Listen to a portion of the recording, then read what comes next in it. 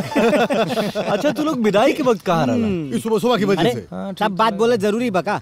भाभी की एगो सहेली के पसंद आ गेल रहे और वही की फिर हमने के लेके चल गेल रहा। अच्छा अमित भाई हम बतावत नरेंद्र के शादी भइल बा, तोरो शादी हो गई तो हम का कुंवारे मर जाई। तय को सहेली पसंद आ गई शादी में तो चल गए नहीं पीछे, मगर वो हमार काम ना भइल। धार को काम ना हुई।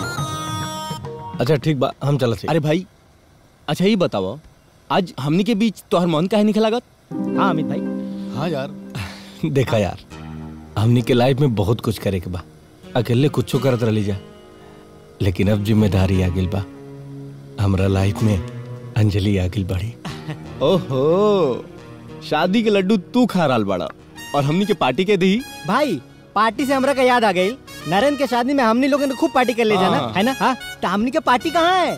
पार्टी अरे सुनो भाई हम तू लोग के निराश ना करब, हम व्यवस्था कर देता नहीं, बाकी हमके माफ कर दिया लोग। हमके बहुत मेहमान के छोड़े भी जाए के और हाँ नहीं का मेहमान के स्वागत भी करे के।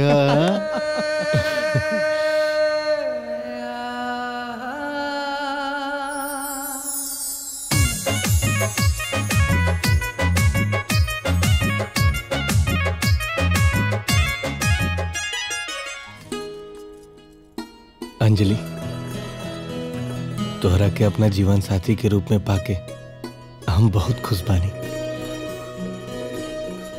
हमरा तो विश्वास ही नहीं के होत कि हमरा साथे एक के कॉलेज में पढ़े वाली अंजलि आज हमार धर्म पत्नी बाड़ी। आज हम अपना मिलन के पहला रात के यादगार बनावे खातिर तोहरा खातिर एगो छोट उपहार लाइल बानी। कैसन बा?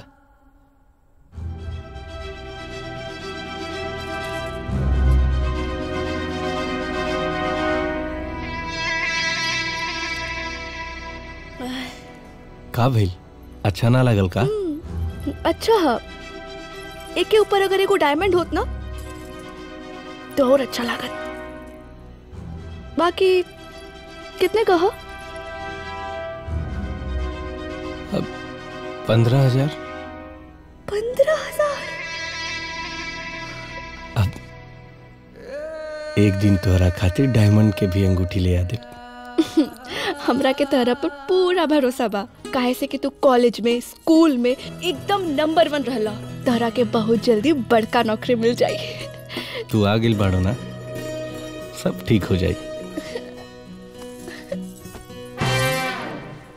का भइल? आपन शहर में बड़ा बंगला हुई?